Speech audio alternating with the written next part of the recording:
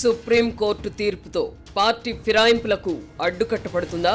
Party ఫిరాయింపు ఆరోపణలు ఎదుర్కొంటున్న 10 మంది తెలంగాణ ఎమ్మెల్యేల విషయంలో 3 నెలల్లో నిర్ణయం తీసుకోవాలన్న సుప్రీం తీర్పును శాసనసభ స్పీకర్ ఔదాల్చుతారా? చట్టసభల స్పీకర్లు ఇకపై సుప్రీంకోర్టు పరిధిలోకి వెళ్తారా? ఈ ప్రశ్నలకు సమాధానాలు లభించాలంటే ఏం చేయాలి? జ్యుడిషియరీ, లెజిస్లేచర్ వ్యవస్థలలో ఎవరిది పైచేయి? చట్టసభల స్పీకర్ల వ్యవహారాలపై తరచుగా వివాదాలు ఎందుకు వస్తున్నాయి? ఈ ప్రశ్నలకు సుప్రీంకోర్టు తాజా తీర్పు సమాధానం చెప్పిందా? అంటే అవునని గాని కాదని గాని చెప్పలేని పరిస్థితి.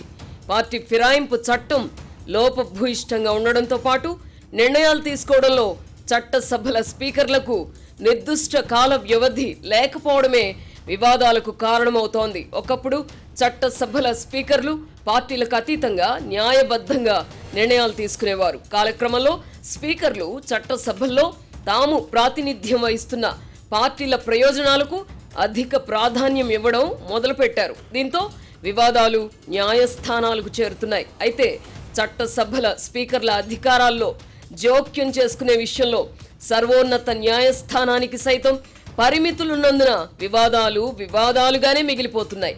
ఈ నేపథ్యంలో భారత రాష్ట్ర సమితికి చెందిన ఎమ్మెల్యేల ఫిరాయింపు వ్యవహారం సుప్రీంకోర్టుకు చేరింది. పార్టీ ఫిరాయించిన ఎమ్మెల్యేలపై సుప్రీంకోర్టు అనర్హత వేటు వేస్తుందని భారత రాష్ట్ర సమితి ఆశించింది. అప్పటికే పార్టీ ఫిరాయించిన వారిపై సుప్రీంకోర్టు చర్యలు తీసుకుంటుందని బలంగా చెప్పడం ద్వారా మరికొందరు పార్టీ ఫిరాయించకుండా బీఆర్ఎస్ అడ్డుకోగలిగింది. అయితే సుప్రీంకోర్టు తీర్పు ఆ పార్టీకి ఆశాభంగం కలిగించిందని చెప్పవచ్చు. ఆపరేషన్ సక్సెస్, పేషెంట్ డెడ్ అన్నట్టుగా తమ తీర్పు ఉండకూడదని భావించిన సుప్రీంకోర్టు ఫిరాయింపుల విషయంలో నిర్ణయం తీసుకోవడానికి స్పీకర్కు 3 నెలల గడువు విధించింది. ఈ గడువుకు లోబడి స్పీకర్ నిర్ణయం తీసుకోని పక్షంలో పరిస్థితి మళ్లీ మొదటికొస్తుంది. ఇలాంటి పరిస్థితులు తలెత్తకుండా ఉండాలన్నా, చట్టసభలు న్యాయ వ్యవస్థ మధ్య ఘర్షణ తలెత్తకుండా ఉండాలన్న నిర్ణయాలు తీసుకోవడంలో స్పీకర్కు పార్లమెంట్ గడువు విధించాలని సుప్రీంకోర్టు తన తాజా తీర్పులో పేర్కొంది. స్పీకర్ వద్ద వివాదాలు ఏళ్ల తరబడి పెండింగ్లో ఉంటున్నాయి. ఫలితంగా ఫిరాయింపుల నిరోధక చట్టం అపహాస్యం పాలవుతోంది. ఆ చట్టాన్ని మరింత పకడ్బందీగా సవరించడంతో పాటు స్పీకర్లకు కాల వ్యవధి నిర్ణయిస్తూ పార్లమెంట్ చర్యలు తీసుకున్నప్పుడే ఈ సమస్యలకు పరిష్కారం లభిస్తుంది. అప్పటి వరకు జ్యుడిషియరీ, లెజిస్లేచర్లలో ఎవరిది పై చేయి అన్న అకాడమిక్ చర్చలు సాగుతూనే ఉంటాయి.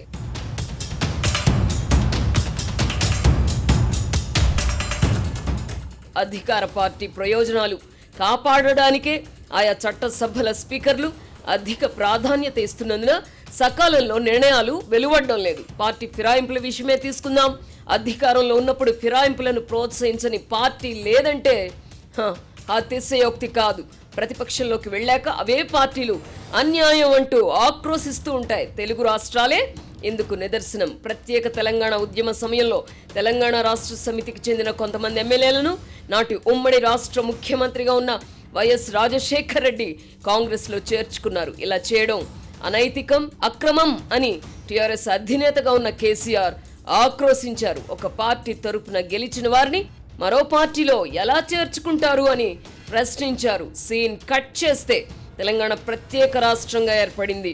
కేసీఆర్ ముఖ్యమంత్రి అయ్యారు. తాను ఒకప్పుడు తప్పుపట్టిన పనినే ఆయన అధికారంలోకి వచ్చాక దర్జాగా చేశారు. కాంగ్రెస్, తెలుగుదేశం, కమ్యూనిస్టు పార్టీలకు చెందిన సభ్యులను తమ పార్టీలో కలుపుకున్నారు. అప్పట్లో శాసనసభలో కేసీఆర్కు బోటాబోటీ మెజారిటీ మాత్రమే ఉన్నందున ఈ చర్యను ప్రజలు కూడా పెద్దగా ఆక్షేపించలేదు.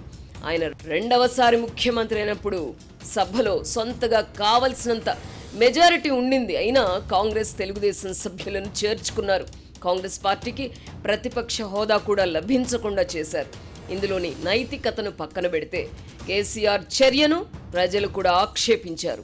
ప్రభుత్వ మనుగడకు ముప్పు లేకపోయినా పార్టీ ఫిరాయింపులను ప్రోత్సహించడం ఏమిటి అన్న ప్రశ్న ఉత్పన్నమైంది. అప్పట్లో తన చర్యను సమర్థించుకోవడానికై బంగారు తెలంగాణ సాధన కోసం వారంతా తనతో చేతులు కలిపారని కేసీఆర్ చెప్పుకున్నారు. 2023లో భారత రాష్ట్ర సమితి అధికారం కోల్పోయింది. గతంలో కేసీఆర్ చేసిన విధంగానే తన ప్రభుత్వ సుస్థిరత కోసం ముఖ్యమంత్రి రేవంత్ రెడ్డి కూడా ఫిరాయింపులను ప్రోత్సహించారు. బీఆర్ఎస్ తరపున గెలిచిన 10 మంది ఎమ్మెల్యేలు కాంగ్రెస్తో జట్టు కట్టారు. దీంతో బాధితుడిగా మిగిలిన కేసీఆర్ తమ పార్టీ తరపున గెలిచి కాంగ్రెస్లోకి ఫిరాయించిన వారిపై అనర్హత వేటు వేయాలని స్పీకర్కు ఫిర్యాదు చేయించారు. స్పీకర్ ఎంతకీ నిర్ణయం తీసుకోకపోవడంతో ముందు హైకోర్టును, ఆ తర్వాత సుప్రీంకోర్టును ఆశ్రయించారు. కేసీఆర్ అధికారంలో ఉన్నప్పుడు పార్టీ ఫిరాయింపులపై అప్పటి స్పీకర్లు కూడా నిర్ణయాలను పెండింగ్లోనే ఉంచారు. ఫిరాయింపుల విషయంలోనే కాదు, సభ్యుల రాజీనామాల విషయంలో కూడా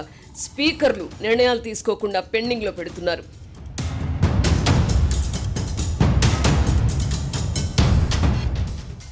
రాష్ట్ర విభజనకు ముందు ఉమ్మడి రాష్ట్రంలో స్పీకర్గా ఉన్న నాదెండ్ల మనోహర్ సభ్యుల రాజీనామాలను ఆమోదించకుండా కోల్డ్ స్టోరేజ్లో పెట్టారు. అప్పుడు కాంగ్రెస్ పార్టీ తరపున కిరణ్ కుమార్ రెడ్డి ముఖ్యమంత్రిగా ఉన్నారు. ముఖ్యమంత్రి పదవి తనకు కట్టబెట్టడానికి కాంగ్రెస్ అధిష్టానం నిరాకరించడంతో జగన్మోహన్ రెడ్డి సొంత పార్టీ పెట్టుకున్నారు.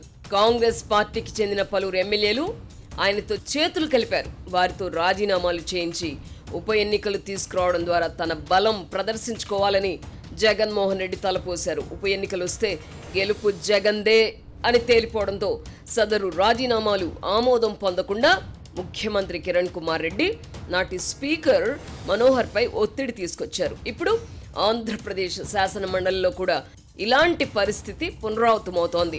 వైసీపీ అధికారంలో ఉన్నప్పుడు ఆ పార్టీ తరపున శాసన మండలికి ఎన్నికైన కొంతమంది రాష్ట్రంలో ప్రభుత్వం మారడంతో తమ సభ్యత్వాలకు రాజీనామా చేశారు. సదరు రాజీనామాలు ఆమోదం పొందితే వారి స్థానంలో కూటమికి ఆ స్థానాలు దక్కుతాయి. కూటమికి శాసనసభలో తిరుగులేని మెజారిటీ ఉన్నప్పటికీ శాసన మండలిలో వైసీపీకే మెజారిటీ ఉంది. చైర్మన్గా కూడా ఆ పార్టీకే చెందిన మోషేన్ రాజు ఉన్నారు.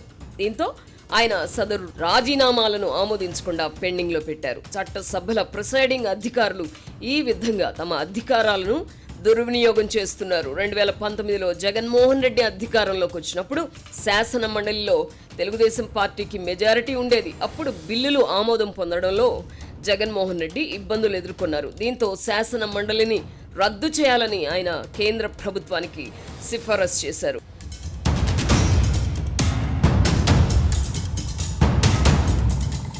ఎన్టీ రామారావు ముఖ్యమంత్రిగా ఉన్నప్పుడు ఉమ్మడి రాష్ట్రంలో ఇలాంటి పరిస్థితి ఎదుర్కోవడంతో శాసన మండలిని రద్దు చేయించారు.